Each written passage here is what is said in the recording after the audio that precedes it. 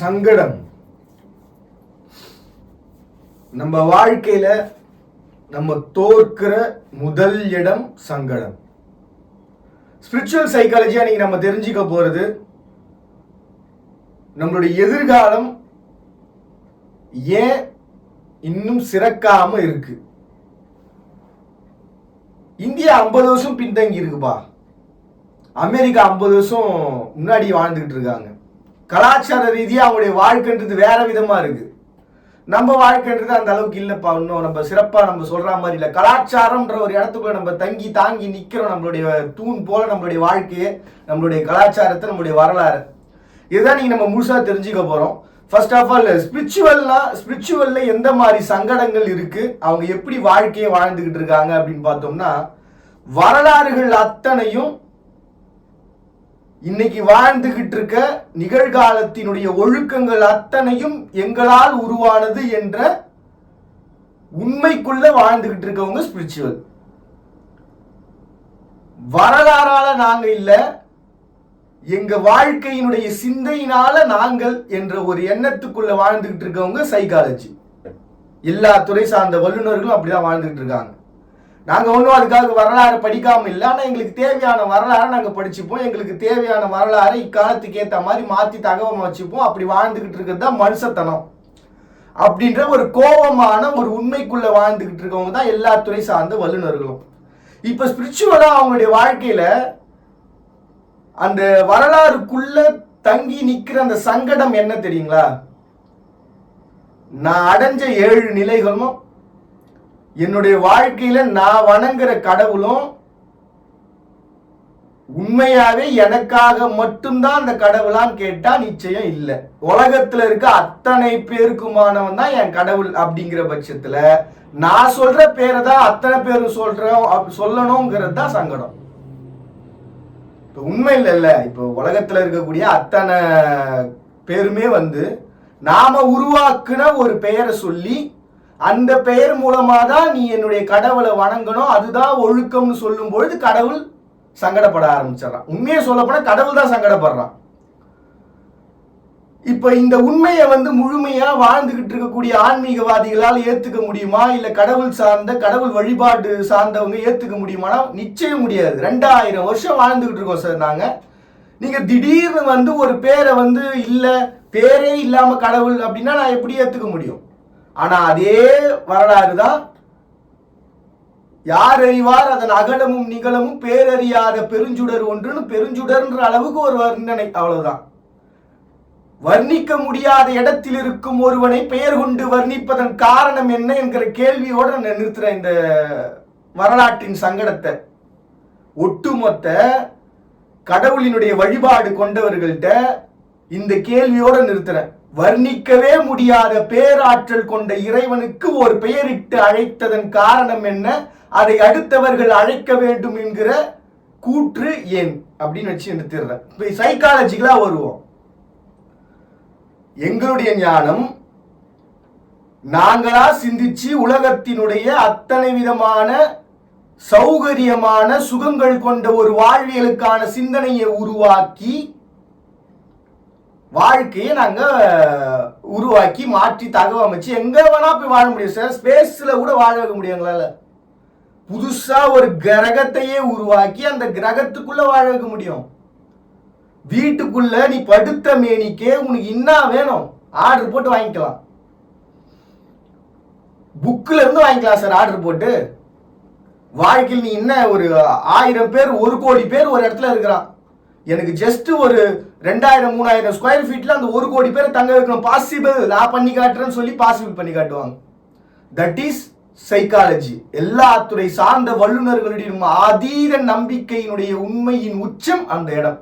இப்ப இவங்க கிட்ட நான் கேள்வி எழுப்பி வைக்கிற இடம், நீங்க உருவாக்கி வைக்கிற உங்களுடைய ஞானத்தால இந்த உலகத்தை வாழ வைக்க முடியும்னு நினைக்கிற உங்களுடைய இந்த சிந்தனைக்குள்ள மட்டும்தான் உலகம் இருக்கா?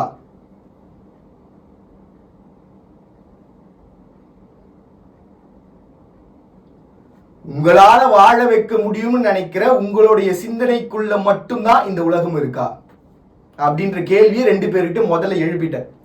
ஏன்னா இப்ப எப்படியா இருந்தா நான் ஜாலராட்சி ஆகணும், உண்மை என்னன்றது சொல்லி ஆகணும். இவங்களோட சங்கடம் என்னன்றதை நான் கேட்டுட்டேன். இந்த சங்கடத்துக்கு காரணம் என்னங்கிற ஜாலராவை நான் தட்டி ஆகணும்ல. இப்போ ஜாலரானா என்ன பண்ணுவாங்க, ரெண்டு பேருமே வந்து சார் பரவாயில்ல சார், அதில் என்ன சார் இருக்கு, அதெல்லாம் ஒரு விஷயமா சார், சார் அதெல்லாம் ஒரு விஷயம் சார். உண்மையை சொல்ல போனா ஜாலரா அடிக்கிறவன் உண்மையை தெரிஞ்சவன். இப்போ இவங்க ரெண்டு பேரும் எந்த இடத்துல மாட்டி நிற்கிறாங்க நான் சொல்லவா, ஆன்மீகவாதிகள்கிட்ட அதீதமான இயற்கையினுடைய மாயை சக்தி என்னங்கிறத முழுமையா தெரிந்து உணர்ந்து வாழக்கூடியவங்க தான் பார்த்தீங்கன்னா இந்த ஆன்மீகவாதிகள். அவங்களால எதிர்காலத்துக்கு ஏற்ற இந்த ஒரு பெரிய பரிணாமத்துக்குள்ள ஒரு வாழ்வியல் இருக்குல்ல, அந்த வாழ்வியலை எங்களால உள்ளுக்குள்ளேயே உணர முடிஞ்சது. இந்த எல்லா மாற்றங்களையும் நாங்க முன்னாடியே சிந்திச்சு வச்சிட்டோம் அப்படின்னு சொல்லி ஒரு இடத்துக்குள்ள இவங்க வாழ்ந்துகிட்டு இருக்கிறாங்க. இது புரியலையே சார், இன்னும் கொஞ்சம் டீட்டெயிலா போலாமே அப்படின்னும் போது, இப்போ ஸ்பிரிச்சுவல் பர்சன்ஸ்க்கு அவங்களுடைய வாழ்க்கையில நான் யாருன்னு உணர்ந்த பிறகு அண்டமும் பிண்டம் என தன்னுள் சிந்தை கொண்ட ஒரு ஞானம் கொண்டவங்க ஸ்பிரிச்சுவல் பர்சன்ஸ். இப்போ இவங்களால ஏத்துக்க முடியாத ஒரே சங்கடம் என்ன அப்படின்னு பார்த்தீங்கன்னா, ஃபியூச்சர்ல அதாவது பிரசன்ட் லைஃப்ல வாழ்ந்துகிட்டு இருக்க இந்த மாற்றங்கள் இருக்குல்ல, இதுல இருக்கக்கூடிய பாதிப்புகள் எங்களால் ஏத்துக்க முடியாது. நீங்க பாதிப்பை தரீங்க, நீங்க தப்பு பண்ணிக்கிட்டு இருக்கீங்க. ஒரு ப்ராடக்ட் செய்யறீங்கன்னா அந்த ப்ராடக்ட் சரியில்லை, இயற்கை சார்ந்த ஒரு வாழ்வில் இல்லை, நாங்க ஏன் அதை ஏத்துக்கணும், நாங்க சொல்றதை நீங்க செய்யுங்க அப்படின்ற ஒரு எண்ணத்துக்குள்ள இவங்க இந்த ஸ்பிரிச்சுவலா இருக்கக்கூடிய பர்சன்ஸ் வந்துடுறாங்க. இப்போ சைக்காலஜியா இருக்கக்கூடிய பர்சன்ஸ் என்ன பண்றாங்கன்னா, உங்களுடைய கதைகள் இருக்கு பாருங்க, நீங்க சொல்றீங்களா ஒரு கதைங்க, இவங்க இப்படி வாழ்ந்தாங்க, இந்த ராஜாக்களுக்கு நம்ம மதிப்பளிக்கணும், ஸோ நம்ம இப்படி கொண்டு வந்து நிறுத்தலாம் சிம்பிளா. இவங்க எனக்கு மதிப்பளிங்க, எங்களுடைய அதாவது எங்களுடைய உருவாக்கங்களுக்கு மதிப்பளிங்கன்னு இவங்க, எங்களுடைய வரலாறு சார்ந்த வாழ்வியலுக்கு மதிப்பளிங்கன்னு இவங்க ஸ்பிரிச்சுவலா. இப்ப இந்த எந்த இடத்துல இவங்க ரெண்டு பேரும் முரண்பட்டு நிக்கிறாங்க அப்படின்னா, நீங்க சொல்ற கதைகள் அத்தனையும் கதைகள் தான், வாழ்வியல் இல்லை.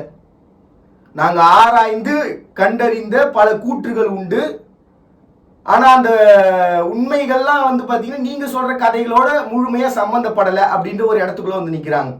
இப்ப ஸ்பிரிச்சுவலா பார்க்கும்போது நீங்க உங்களுக்கு வந்து இப்ப இந்த காலகட்டத்துக்கு ஏத்த மாதிரி மக்களை உங்களுக்கு ஏத்த மாதிரி வசப்படுத்திட்டீங்க. TV, fridge, AC, washing machine எல்லா சுகங்களையும் கொடுத்துட்டீங்க. இதெல்லாம் சிற்றின்பங்கன்னா இதை விட பேரின்பம் எங்க கிட்ட இருக்கு. சிந்தையால வாழுகிற காற்றுடல் கொண்ட ஒரு வாழ்வியல் அதீதமான இயற்கையின் ஆற்றல் படைத்தது அப்படின்னு சொல்லிட்டு இவங்களுக்குள்ளான ஒரு சுகத்தை வெளிப்படுத்த முடியாம ஒரு தயக்கத்துக்குள்ள வாழ்ந்துகிட்டு இருக்கிறாங்க. இப்ப இவங்களுக்கு மதிப்பளிக்கவும் இவங்களுக்கு மதிப்பளிக்கவும் தயங்கி நிக்கிற ஒரு இடத்துல தான் ஸ்பிரிச்சுவலும் சைக்காலஜியும் சங்கடப்பட்டு நிக்குது. உண்மையே சொல்ல போனா ரெண்டு பேருமே ஞானம் மிக்கவர்கள் தான். இவங்க இல்லைன்னா இவங்க இல்லை, இவங்க இல்லைன்னா இவங்க இல்லை. ஆனா ரெண்டு பேரும் ஒரு இடத்துல நின்று உண்மை யாதென்று உணர்ந்து வாழ வேண்டிய ஒரு சூழல்ல எதிர்காலம் காத்துக்கிட்டு நிக்குது. இப்ப சங்கடம் அப்படின்னு நம்ம எல்லாரும் என்ன நினைச்சிடும், ஒரு காமம் சார்ந்த ஒரு வாழ்வியலை பத்தி நம்ம வெளியில சொன்னோம் அப்படின்னாலே அது ஒரு சங்கடம்பா. பேசிக்கான சைக்காலஜி எடுத்துக்கங்களேன்.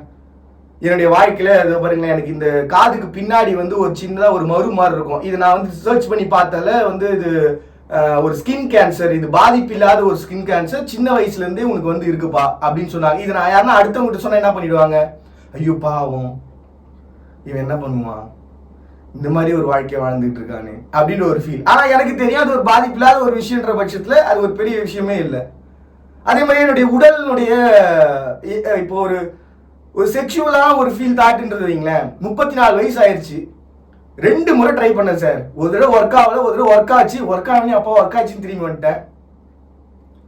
சில பெண்களோட வாழ்வியல்ல நம்ம அந்த சேர்ற ஒரு விஷயம் இருக்குல்ல, பேசுறது ஊடல் புரியுறதுன்னு ஒண்ணு இருக்குல்ல, அந்த மாதிரி ஊடல் புரிந்தப்பவும் காதல்ங்கிற ஒண்ணு எழாததால வாழ்க்கை இல்லைன்னு சொல்லிட்டு ஒரு 5-6 பெண்களை வந்து மறுபடியும் நான் விட்டுட்டேன். சரி வேண்டாம், இவங்களோட மறுபடியும் நம்ம பழக வேண்டிய அவசியம் இல்லைன்னு அவங்களுடைய எதிர்பார்ப்புகள் ஒன்றா இருந்துச்சு, என்னுடைய எதிர்பார்ப்புகள் ஒன்றா இருந்துச்சு. அதனால நான் அவங்களோட பேச வேண்டிய அவசியம் இல்லாததுனால விலகிட்டேன்.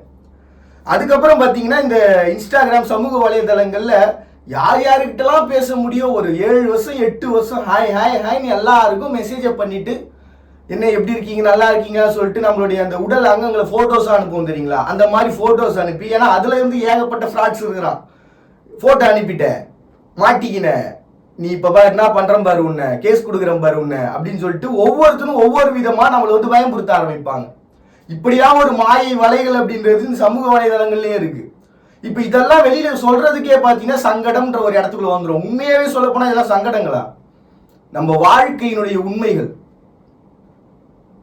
இதை வச்சுதாங்க கேஸே ஃபைல் பண்ண முடியும். ஒரு ப்ராப்ளம்னு ஒன்று கிரியேட் ஆகுது. அந்த ப்ராப்ளம் கிரியேட் ஆகுறது அப்படிங்கிறதே பார்த்தீங்கன்னா நம்மளுடைய உண்மைதான். நம்ம உண்மை வெளியில வராம போறதுக்கு காரணமே நம்ம சங்கடம்னு நம்மளுடைய உண்மையை மறைக்கிறது தான். இந்த உலகம் அத்தனையும் பாவ புண்ணியத்தின் அடிப்படையில் இயங்கிக்கிட்டு இருக்கு. என்னைக்கு சங்கடம்னு நம்மளுடைய உண்மையை நம்ம மறைக்கிறோமோ அன்னைக்கு நம்ம வாழ்க்கையில பாவ புண்ணியம் நம்மோட நின்றுதுன்னு அர்த்தம். நமக்குள்ளேயே தங்கிருதுன்னு அர்த்தம். நம்ம புண்ணியம் நம்ம கிட்டே தங்கிருதுன்னு அர்த்தம். ஏன்டா இந்த உலகத்துல நல்லவன் வாழல கெட்டவன் வாழ்ந்துருக்கானா? அது காரணம் இதான், சங்கடத்தால நம்ம மாட்டிக்கிட்டு நிற்கிறது. இப்போ எதுக்காக இந்த ஒரு பிரீஃப் எக்ஸ்பிளனேஷன் கொடுத்தேன் அப்படின்னா, வாழ்க்கையில ஒருத்தரோட பேசிக்கான ஒரு கான்செப்டே பார்த்தீங்கன்னா வெறும் இந்த செக்ஷுவல் மட்டும்தான். அது ஓப்பனா பேசிட்டோம்னு வைங்களேன், அதுக்கப்புறம் வேற என்ன இந்த உலகத்துல பேசுறது சொல்லுங்க பாப்போம். சங்கடம் இல்லாத இன்னும் கொஞ்சம் டீட்டெயிலா சொல்லுங்கப்பா அப்படின்னு வேணா வருவாங்க. அந்த சூழ்ச்சிக்காரங்க தான் இந்த ஸ்பிரிச்சுவலையும் சைக்காலஜியும் சூழ்ந்துகிட்டு ஆண்டுகிட்டு இருக்கவங்க. உண்மையை சொல்ல போனா இங்க அகழ்வாராய்ச்சியாளர்களை நீங்க நல்லா கேட்டீங்கன்னா சொல்லுவாங்க, இவங்க சொன்ன அத்தனை கதைகளும் இதனுள் வேற ஒரு வடிவத்தில் இருக்கு சார். இவங்க அத்தனை பேரும் தேடுற இந்த அத்தனை பேருடைய தேடலுடைய வாழ்வியலும் பார்க்க குழந்தைகள் போல இருக்காங்க சார். இப்படின்னு ஸ்பிரிச்சுவல் ரெண்டு பேருடைய மனநிலையும் ஏத்துக்கிற இந்த பர்சன்ஸ் சூழ்ச்சிகளால சுற்றி வளர்ச்சி இவங்களுடைய வாழ்வியலை மொத்தமா சதைச்சிட்டு இருக்க ஒரு இடம் சங்கடத்தை உருவாக்குற சூழ்ச்சிக்காரர்கள். ஒண்ணுல சார், ஸ்ரீமதினு ஒரு பொண்ணு இறந்து போச்சு. எவ்வளவு வருடங்கள் ஆச்சு. நான் அதனால நடந்த சம்பவங்கள் இது எல்லாத்தையுமே வந்து பெருசா அந்த ஒரு பெரிய மாய வலை என்னங்கிறது ரொம்ப டீட்டெயிலா உள்ள போல. ஏன்னா நல்லா நியூஸ் சேனல்ஸ்லயும் நம்ம பேசி எல்லாத்தையும் பண்ணி பார்த்துட்டோம். அதனுடைய தாட் என்னன்றதுக்குள்ள போய் பார்ப்போமா? அது உள்ள என்ன போய் பார்த்தோம்னா, ஒரு பொண்ணுக்கு வயது வந்ததுக்கு பிறகு இந்த எந்திரதந்திர மாந்திரிகங்கள்னு சொல்லுவாங்க. சிம்பிளா அந்த பொண்ணுக்கு கல்யாணம் பண்ணி வைக்கணும்னு முடிவு பண்ணிட்டாங்கன்னா, கோவிலுக்கு போயிட்டு ஒரு அர்ச்சனையோ பண்ணிட்டு ஒரு சின்னதா ஒரு யந்திரத்தை வச்சுட்டாங்கன்னா அந்த பொண்ணுக்கு கல்யாண ஆசை தூண்டப்படும். இதெல்லாம் பாத்தீங்கன்னா எல்லா பயப்பிள்ளைங்களும் உன் பையனுக்கு நான் கல்யாணம் பண்ணி வைக்கிறேன் பாரு, உன் பொண்ணுக்கு நான் கல்யாணம் பண்ணி வைக்கிறேன் பாருன்ட்டு ஒவ்வொருத்தனா போயிட்டு அந்த யந்திரத்தையும் அந்த மாயையையும் அந்த பில்லி சுனி ஏவல்னு சொல்லக்கூடிய அத்தனையும் செக்ஷுவல் தான். இல்லைன்னு சொல்லுங்க பார்ப்போம். ஸ்பிரிச்சுவல் சார்ந்தவங்கள நீங்க ஒருத்தனை பழி வாங்கணும்னு நினைச்சீங்கன்னா செக்ஷுவல் தாட்டை தான் உள்ள கொண்டு வருவாங்க. நம்ம வாழ்க்கையினுடைய ரொம்ப டிப்ரெஸ்டான ஒரு ஸ்டேஜுக்கு நம்மளை கொண்டு போற ஒரே விஷயம் நம்ம சங்கடம் நினைக்கிற அந்த செக்ஷுவல் தாட் தான். முதல்ல அதான் நடக்கும். 190% மாயை இதுதான் செய்யும். 10% தான் பயம். எதிர்கால யோசிக்கிறதோ இல்ல ஃபியூச்சரை பத்தி யோசிக்கிறதோ இது எல்லாமே. உண்மையை சொல்ல போனா இந்த 90% விஷயத்தை எவன் ஒருத்தன் வாழ்க்கையில மீறி வரானோ அவனுக்கு வாழ்க்கைனா என்னன்றது புரிஞ்சிடும். உலகத்தினுடைய ஒட்டுமொத்த மாயைகளும் என்னங்கிறத அவன் உணர முடிஞ்சிடும். இவ்வளவுதான் விஷயம். அப்ப அந்த செக்ஷுவல் தாட்டை உள்ளுக்குள்ள விதைச்சு அதுல ஒரு பயத்தையும் சங்கடத்தையும் உருவாக்குறாங்க பாருங்க. அடுத்தவங்க கிட்ட அதை பத்தி சொல்றதுக்கோ பேசுறதுக்கோ, இப்ப எனக்கு வேணா 34 வயசு ஆயிடுச்சு சார், நான் பேசிடுவேன். வீட்டுல இருக்கிற ஒரு 15-16 வயசு ஒரு குழந்தை ஒரு பொண்ணோ ஒரு பையன் எப்படி பேசுவாங்க? அம்மா எனக்கு இந்த மாதிரி ஒரு ஃபீல் வருதுமா, என்ன பண்றதுன்னு தெரியலமா. இந்த இடத்துலதான் சைக்காலஜி ப்ரொஃபசர்ஸ் என்ன பண்றாங்கன்னா, பேசுங்க தப்பு இல்லை, அப்பாவா இருந்தானே அம்மாவா இருந்தா கூட பிறந்தவங்களா இருந்தானே, எனக்கு பிரச்சனை இருக்குடா, இது என்ன பண்ணணும்னு கேளுடா, மனசுல இருக்கிறத வெளிப்படுத்திட்டு போ, அவ்வளவுதான் அப்படின்னு இந்த இடத்துல ஸ்ட்ராங்கா நிக்கிறாங்க. இந்த இடத்துல என்ன பண்றாங்க, கோவிலுக்கு போ, என்னால அதை சொல்ல முடியல அப்படின்னு இடத்துல நார்மலா இடைக்காலத்துல வாழ்ந்துட்டு இருக்கோம் பாருங்க. கோவிலுக்கு போறது, மற்ற இடங்களுக்கு போய் நம்ம பாக்குறது, இதெல்லாமே நமக்கு ஒரு சந்தோஷத்தை தரும் அப்படின்ட்டு இந்த இடத்துல இருக்கவங்க உருவாக்குனவங்க இருக்காங்க பாருங்க. அவங்க தான் நமக்கு இந்த வழிமுறைகளை, அதாவது உருவாக்குனவங்களை நம்ம மேல திணிச்சாங்க பாருங்க. அந்த பர்சன் தான் கோவிலுக்கு போ, பரிகாரம் பண்ணு, இதை பண்ணுன்னு சொல்லிட்டு இருக்காங்க. உண்மை. ஏன்னா மற்றது எல்லாமே அந்தந்த வயசுல அந்தந்த காலகட்டத்தில் அந்தந்த உணர்வுகள் காதலாகவும் ஊடலாகவும் நம்ம பார்த்த சமூகங்கள் நமக்கு சொல்லி கொடுத்த அத்தனையும் நம்மளுடைய சிந்தனையின் வழியாக சரியான காலத்துல சரியான வழியில சரியான முறையில கொண்டு போய் சேர்க்கும். அந்த இடத்துல நிறுத்தி வேற ஒருத்தனுடைய உணர்வுகளை கொண்டு போய் வேற ஒருத்தன் தலையில வச்சு அவனுடைய வாழ்வியலை இவனை வாழ சொல்ற அந்த ஒரு இடம் இருக்கு பாருங்க. இதைதான் மாயை பண்ணும். ஆக மொத்தம் சூழ்ச்சிகள் செய்ய வேண்டிய சூழ்ச்சிகளை அவங்க அறியாம பண்ணிக்கிட்டு இருக்காங்க இன்றைய காலகட்டத்தில் இருக்கக்கூடிய ஸ்பிரிச்சுவல் பர்சன்ஸ். அவன் வாழ்க்கையில அவனுக்கான மாயைன்றது அந்தந்த காலகட்டத்தில் அவனுக்கான வரம்ன்றது அந்தந்த காலகட்டத்தில் கண்டிப்பா கிடைக்கும். அது கிடைக்க விடாம தடுக்கவோ இல்ல அது கிடைக்க விடாம மாத்துறதுக்கோ முயற்சி பண்ணும்போது தான் உலகத்தினுடைய பாவ புண்ணியங்கள் மாதிரி நல்லவன் கஷ்டப்படுறான், கெட்டவன் வாழ்ந்துன்னு இருக்கான். என்ன பண்ணுவாங்கன்னா மிஞ்சி போனா இதுதான் இவன் வாழ்க்கை, இது இவன் வாழ்க்கைப்பா. பாண்டியன் வாழ்க்கை வந்து வேற ஒருத்தனோட வாழ்க்கை, பாண்டியனுடைய பிண்டம் வேற ஒருத்தனுடைய பிண்டம். நான் போட்டேன் பாரு மந்திரத்தை, நீ என்ன பண்ணு சுத்தி உட்காந்து பேசு. அவன் வந்து ஒரு பயத்தையும் கில்ட்டியும் உருவாக்கிடுவான். அந்த பயத்தை நம்ம பயன்படுத்தி அவனுக்குள்ள அந்த ஃபீலை வந்து நான் உள்ள இருக்கேன் பாரு, உன் தலையில நான் நிக்கிறேன் பாரு, உன் கைக்குள்ள நான் நிக்கிறேன் பாரு, உன்னை நீ கையை தூக்குனா நான் தூக்குறேன் பாரு, நீ வாயாசிச்சா நான் பேசுறேன் பாரு அப்படின்னு தனக்குள்ள இருக்கக்கூடிய சிந்தனையை பயம் என்ற ஒரு இடத்துக்குள்ள வச்சு அந்த மாயையை குழப்ப ஆரம்பிக்கும் போது அவனுடைய வாழ்வியல் குழம்ப ஆரம்பிக்கும். எல்லாத்துக்குமே காரணம் அந்த கில்ட்டி ஃபீல், சங்கடமும் பயமும் மட்டும்தான். இப்போ வேற ஒருத்தவங்க நம்ம கிட்ட பேசிக்கிட்டே இருக்கிறாங்கன்னு வைங்களேன், நமக்குன்னு ஒரு சக்தி இருக்கும். நெய் நெய் நெய் நெய் நெய் நெய்யின்றான் சார், அவன் வேலையே செய்ய விட மாட்டேங்கிறான் சார் அப்படின்ற ஒரு எண்ணத்துக்குள்ள வந்துட்டா என்ன ஆகும்? அவனுடைய தனிப்பட்ட வாழ்வியலை வேற ஒருத்தனுக்காக திணிக்க முற்படுறது. இப்படிதான் பாத்தீங்கன்னா உலகத்துல பல இடத்துல இதை தாந்திரீகம்னு சொல்லி எவ்வளவுக்கு எவ்வளவு கேவலமா பிஹேவ் பண்ண முடியுமோ அவ்வளவு கேவலமா. வாத்தா கண்ணு முன்னாடி தெரியுறா பார், உன் தங்கச்சி உன் கண்ணு முன்னாடி தெரியுறா பார். இப்ப நீ யாரு கூட இருக்கிற தெரியுமா? உன் தங்கச்சி கூட. இப்ப நீ யாரு கூட இருக்கிற, உனக்குள்ள யார் இருக்கா தெரியுமா? உன் அக்கா இருக்கிறா. இப்ப உனக்குள்ள யார் திறமா இருக்கா? உன்னுடைய அம்மா இருக்கிறா. இப்ப உனக்குள்ள யார் திறமா இருக்கா? உன் அப்பா இருக்கிறா. இப்ப எங்க பிறப்புறுப்புல கை வை பார்ப்போம். இப்ப இந்த எண்ணத்தை அந்தந்த வயசுல உருவாகக்கூடிய செக்ஷுவல் தாட்டோட நீங்க மிங்கிள் பண்ணி சுத்தி உக்காந்து பேசினா அவன மாதிரி உலகத்துல மட சாம்பிராணி உலகத்துல இருப்பான நினைச்சு பாருங்க. தன்னுடைய வாழ்க்கையும் அழிச்சுக்கிட்டு தன்னுடைய குடும்பத்து வாழ்க்கையும் அழிக்கிற ஒரு எச்சத்தனமான வாழ்வியலை வாழறவன் தான் அடுத்தவனுடைய வாழ்க்கையில உனக்குள்ள ஆத்தனும் அப்பனும் நீ பிறப்புறுப்புல கை வைக்கும் போது இருக்கிறான்டான்னு சொல்ற எச்சத்தனமான மாந்திரிகவாதிங்க, தாந்திரிகவாதிங்க. இல்லம்பீங்களா நீங்க? இயல்பா வாழ்க்கையில கிடைக்கிற மாயை அது. அவரவர்களின் பாவ புண்ணியத்தின் அடிப்படையில் உலகத்தின் கடவுள்கள் அவரவர்கள் ஞானம் கொண்டு உலகத்தில் உள்ள அத்தனை நபர்களுக்கும் இயல்பாக வழங்குகிற ஒரு ஞானம். அந்த ஞானத்தை எந்த மாயை கொண்டு நீ குழப்ப முயற்சி செய்வ? அப்ப உன்னுடைய வேலை அடுத்தவனுடைய மாயைய, அடுத்தவனுடைய வாழைய குழப்ப மட்டுமே முயற்சி செய்யறா. உன் வாழ்க்கை எப்படா வாழ்வ? என் வாழ்க்கைன்றதே அவனை வாட்ச் பண்றதா சார். அவன் துண்டானா, தூங்கினானா, நடந்தானா, வந்தானா, போனானா, இப்படி வாழற ஒரு எச்சத்தனமான ஒரு வாழ்க்கைக்கு பேரு தாந்திரிக, மாந்திரிக, எந்திர, ஏவல், பின்னி, சூழியம். உண்மையான எந்திர தந்திர மாந்திரிகங்கள் பில்லி சூழியம் என்ன தெரியுமா செய்யும்? கைகால் முடங்கியவர்கள் தன்னுடைய வாழ்க்கையில இயல்பான பிறப்பா பிறக்காம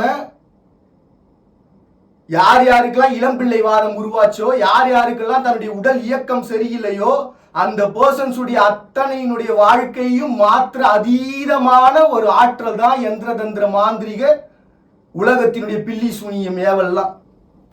உண்மை அதுதான். உடல் நலம் அகம் சார்ந்த வியாதிகளால் பாதிக்கப்பட்ட அத்தனை பேரையும் காத்து மீட்டெழுப்புகிற உண்மைதான் எந்திர தந்திர மாந்திரிக பில்லி சூனியம் ஏவல். ஆனா அது அத்தனையும் மாத்தி நம்மளை பயம் கொடுத்துறவன்னா, நம்மளை ஏமாத்துறவன்னா மாத்தி வச்சுட்டாங்க இந்த காலகட்டத்தில். ஆதாரம் சொல்றானா நானா உணர்ந்து கத்துக்கிட்டேன் சார். ஸ்பிரிச்சுவல் தானே, கடவுள் வந்து தூக்கும் போது சொல்லிட்டு போனார் அப்படின்னு சொல்லிட்டு போயிடுறேன். இதுதான் உண்மை.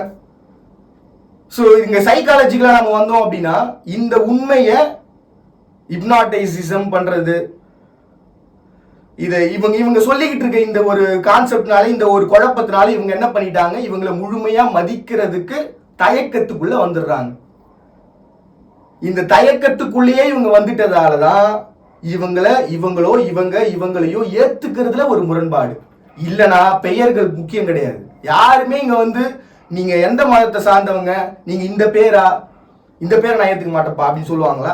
சார் நான் வீட்டில் வந்து சமைச்சிட்டேன் சார், எங்க சாமி கும்பிட்டேன் சார், இந்த சாப்பிட்றா அப்படின்னு கொடுத்தா எனக்கு வேணாண்டா அப்படின்னு தூக்கி விசிலிச்சுட்டு போயிடுவோமா? எல்லாரையும் ஏற்றுக்கிற ஞானம் கொண்ட ஒரு வாழ்வியல் 2026 இருக்குது.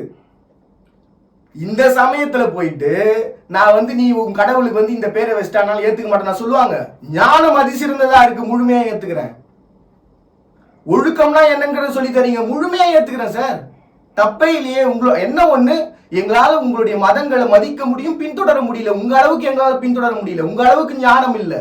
எனக்கு அந்த அளவுக்கு ஒரு நிலம், தீ, நீர், வலி, விசும்பின் பேராற்றல் கொண்டு ஒரு உடல் வலிமை எனக்கு தேவையில்லை. இயல்பான ஒரு வாழ்க்கை போதும், அதுக்கான ஒழுக்கம் போதும், அதுக்கான டிப்ரெஷன் இல்லாத ஒரு ஒழுக்கம் எனக்கு போதும். அது ஸ்பிரிச்சுவலா கொடுக்க முடிஞ்சா முழுமையை ஏத்துக்கிறேன், மதிப்பளிக்கிறேன், முழுமையை ஏத்துக்கிறேன். ஆனா பின்தொடர முடியல.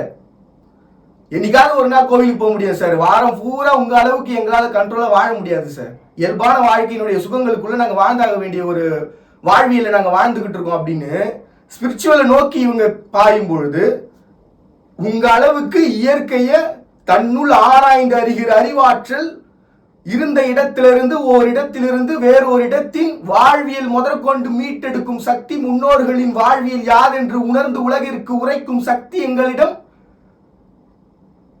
இருக்குன்னு ஃபியூச்சர்ல நான் எங்களால முடியாது, எங்களால் சிந்தனையை மட்டுமே வச்சுட்டு தாங்கிட்டு வாழ்ந்துகிட்டு இருக்கேன். எங்களுடைய வாழ்வியலினுடைய அத்தனை மாயையும் அர்த்தமாக்கி தருகிற கருவிகளை உருவாக்கும் என் குழந்தைகள் என இவர்கள் சேருகையில் இந்த சூழ்ச்சிகளை செய்யும் எச்சைகள் இயற்கையின் பிண்டத்தின் வெறும் உரம் என மாறுவார்கள்.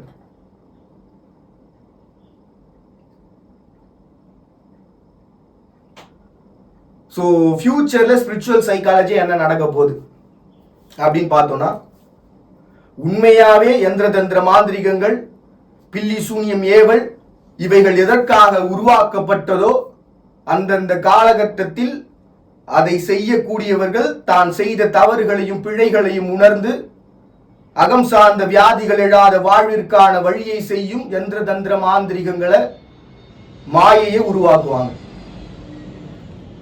சைக்காலஜியை பொறுத்த வரைக்கும் எனக்குள்ள ஒரு ஆற்றல் இருக்கு.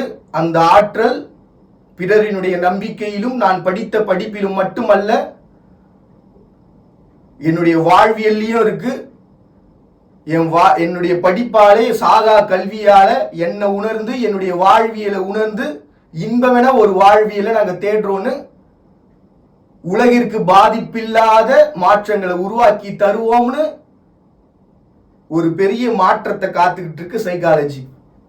ஸ்பிரிச்சுவல் சைக்காலஜியான மாற்றங்கள் எப்படிப்பட்டதா இருக்கும்னா, பாவ புண்ணியங்கள், உலகத்தினுடைய பாவ புண்ணியமா எல்லாரும் ஏன் மாறல அது ஆக்கமான ஒரு செயல்பாடு ஏன் இன்னும் பாவ புண்ணியத்தில் உருவாகல, தப்பு பண்ணவன் ஏன் தண்டனை அனுபவிக்கல, தப்பு பண்ணவன் ஏன் தண்டனை அனுபவிக்கல. உண்மை ஓரிடத்தில் வெளிவந்தா போதும். உண்மை ஓரிடத்தில் பிழைக்க உலகம் மாறும். ஒரே ஒரு இடத்துல ஒரே ஒரு உண்மை, ஒரே ஒருத்த உலகம் பார்க்க, உலகம் கேட்க சொன்னா முடிஞ்சிருச்சு. இயற்கையினுடைய அதீத அறிவாற்றல் வெளிவரும். இயற்கையே ஸ்டக்காய் நிக்குதுன்னு நினைக்கிறீங்க? இங்கங்க மழை பெய்யாம, எந்தெந்த நேரத்துல மழை பெய்யாம, 6 பொழுதுகள் என சிறக்காம, உலகத்துல ஒவ்வொரு மூலையிலும் நார்வேல இத்தனை மாசம் மழை பெய்யணும், இத்தனை மாசம் பனிக்கட்டியா மாறணும், இப்படி இருக்கணும், இந்த காலகட்டத்தில் இப்படி இருந்துச்சு, இந்த காலகட்டத்தில் இப்படி இருந்துச்சு, ஏன் சரியான இடத்துல மழை பெய்யல, சரியான இடத்துல தட்பவெப்பம் இல்லை அப்படின்னா பிளாஸ்டிக் மட்டும் காரணம் நினைக்கிறீங்களா? மனிதனுடைய ஒரு வாழ்வியலும் தான் காரணம். இததான் பாத்தீங்கன்னா ஸ்பிரிச்சுவலா எல்லாரும் சொல்லிக்கிட்டு இருக்கிறது. நாங்க நினைச்சா மழை வர வைப்போம் சார், நாங்க சொன்னா மழை வரும், பாட்டு பண்ணா மழை வரும்னு சொல்றது காரணம் இதுதான். தன்னைத்தானே முழுமையா உணர்கிற பொழுது சிந்தையுள் எழுகிற அதீதமான ஆற்றல், இயற்கையை வசப்படுத்த தெரிஞ்சவங்களுக்கு இயற்கையினுடைய காலநிலை மாற்றங்களை இந்நேரத்துல மழை வரும்னு முன்னறிவிப்பு சொல்ல தெரியாதா? சோ அப்ப என்ன ஆகும் அப்படின்னு பாத்தீங்கன்னா, உலகத்துல மாயை மனிதனுடைய சிந்தையில் தங்கும். சிலருக்கு வழிகளா கொடுக்கும், சிலருக்கு தண்டனையா கொடுக்கும். இததான் பாத்தீங்கன்னா இயற்கையை உணர்த்தி சொல்லி உணர்த்தும். இயற்கை எப்படி ஞானம் கொண்டதா மாறுது? ஒண்ணு இல்லைங்க, ஒரு சின்ன உதாரணம் சொல்றேன். ஒரு ஆலமரம் ஒண்ணு, ஆலமரத்துக்கு கீழே உட்காந்து பஞ்சாயத்துன்னு ஒண்ணு பண்றோம். எங்க வேணா போய் ஆராய்ச்சி பண்ணிக்கோங்க, எந்த இடங்கள் வேணா, கிராமத்துல இருக்கிற எந்த இடத்துக்கு வேணா, எந்த வரலாறு வேணா போய் ஆராய்ச்சி பண்ணிக்கோங்க. அங்க சொல்லப்பட்ட தீர்ப்புகள் பொய்யெனில் சொன்னவன் குடும்பம் எக்காலத்திலும் வாழ்ந்ததில்லை. இயற்கைக்கு உணர்கிற அதீத அறிவாற்றல் உண்டு. நாம தான் படிச்சு புரிஞ்சுக்கணும், இயற்கை உணர்ந்து புரிஞ்சுக்கணும். இந்த உலகத்துல எப்படி டிஎன்ஏ மனுஷனுக்கு கடத்தப்பட்டு வருது, சைக்காலஜிக்கலா புரிய வைக்கணும். டிஎன்ஏ எப்படி இத்தனை வருஷமா கடத்தப்பட்டு வருது, 7ஆம் அறிவுமே நமக்கு எல்லாம் திடீர்னு ஒரு பவர் வருது அப்படின்னா, அப்ப இயற்கை எத்தனை ஆயிரம் வருடங்களா இந்த பூமியில இருக்கும், எவ்வளவு சப்தங்களை கேட்டிருக்கோம், எவ்வளவு பேரை உணர்ந்திருக்கோம், ஞானம் இல்லாமையா இருக்கும்? நினைவாற்றல்ன்ற ஒரு இடத்துக்கு வரும் சார். டிஎன்ஏ நினைவாற்றலா மூல நினைவாற்றலா சார்? செடியில டிஎன்ஏ இல்லையா? அப்போ இயற்கையில ஞானம் இருக்காதா? ஆராய்ச்சி பண்ணல, அவ்வளவுதான். இயற்கையில் ஞானம் உண்டு. விதியை மதியால வெல்லலாம்ங்கிற ஒரு கான்செப்டே வந்து பாத்தீங்கன்னா, என் வாழ்க்கையில என் மாயையை ஒருத்தன் குழப்ப வந்தானா, கொய்யால நீ என்ன குழப்ப நினைச்சுன்னா ஒட்டு மொத்த உலகத்தையும் உன் பக்கம் திருப்புவேண்டா அப்படின்னு திருப்புற இடம் தான் வந்த மாயையை திருப்பி போடான்னு அனுப்புறது. என் வாழ்க்கை என்னன்னு எனக்கு தெரியும் உணர்ற இடம் தான் விதியை மதியால வெல்றது. நான் யாருன்னு நான் உணர்ந்துட்டேன்னா விதியை வென்றுட்டேன்னு அர்த்தம். நான் எப்ப சாகணும், எப்படி வாழணும்னு முடிவு பண்ணிட்டேன்னு அர்த்தம். ஸோ ஸ்பிரிச்சுவல் சைக்காலஜியா ஃபியூச்சர்ல எப்படிப்பட்ட மாற்றங்கள் டோட்டலா உருவாகும்? ஏன்னா நான் சொல்ல போறது எல்லாமே வந்து பார்த்தீங்கன்னா 300-400 வருஷங்கள் ஆகலாம். இல்லாட்டி நீங்க எப்படி கேள்வி கேட்பீங்க, அப்ப உடனே நடக்க வேண்டியது தானப்பா அப்படின்ட்டு. வரம் என்பது நம்ம உழைப்பினுடைய உச்சம். 10 வருஷம் ஒருத்தன் ஒரு துறையில வாழ்ந்துட்டானா அந்த துறையே அவனை வாழ வைக்கும். இதுதான் இந்த உலகத்தினுடைய புண்ணியம். அந்த புண்ணியம் மாறுகிற பொழுது, நான் யார் என்று உணர்கிற பொழுது ஒட்டு மொத்த உலகமும் பதில் சொல்லிதான். தனி மனிதனுக்கு உணவில்லை எனில் ஜகத்தினை அழித்திடும் சொல்லிட்டு ஒரு பாரதி சொன்னார் பாருங்க. ஞானம் கொண்ட ஒருவனுக்கு உணவில்லை, உலகம் அழிந்து போகட்டும். ஞானம் கொண்ட ஒருவனுக்கு வாழ்வு இல்லை எனில் பிரபஞ்சம் அழிந்து போகட்டும். நான் சோ எல்லா லாங்குவேஜும் கத்துக்கிற, எல்லா கலைகளையும் சிந்தையில உணர வைக்கிற, எல்லா விதமான அகம் சார்ந்த வியாதிகளையும் குணப்படுத்துகிற மாயை நான் யார் என்று உணர வைத்து நம் சிந்தையில் ஞானத்தை தங்க வைத்து மீண்டும் இயல்பு வாழ்க்கைக்கு திருப்பி அனுப்புகிற உன்னதமான ஒரு செயல்பாடு ஸ்பிரிச்சுவல் சைக்காலஜியா ஃபியூச்சர்ல நடக்கும் போது. ஸோ நம்ம தாவர குதிக்கிற பறகிற இந்த அத்தனை மனிதர்களையும் ஃபியூச்சர்ல பார்க்க போறோம். இடம் விட்டு இடம் மாறுகிற அந்த டைம் போர்ட்டர் மாதிரியான டெக்னாலஜி வைஸ் ஒரு பெரிய மாற்றங்களை கொண்டு வந்து அதன் மூலமா பல வருடங்கள் கழிச்சு ஒரு வாழ்வியல்ன்றது மாறும். ஏன்னா வெறும் ஸ்பேஸ்ல பயணிக்கிறதுக்கு நம்ம தெரிஞ்ச வெறும் விஞ்ஞானங்கள் மட்டும் உதவாது. அந்த விஞ்ஞானத்தோடு சேர்ந்து நம்மளுடைய வரலாறும் இருந்தாலும் பெரிய மாற்றங்களை நம்மளால பார்க்க முடியும். ஸோ அந்த ஒரு பெரிய மாற்றம்ன்றது என்னைக்கு சைக்காலஜி ஸ்பிரிச்சுவலையும், ஸ்பிரிச்சுவல் என்னைக்கு சைக்காலஜியை முழுமையா மதிக்க ஆரம்பிக்கிறாங்க, அன்னைக்கு உலகத்தின் ஒட்டுமொத்த மாற்றமும் மொழிகளின்றி பேதமின்றி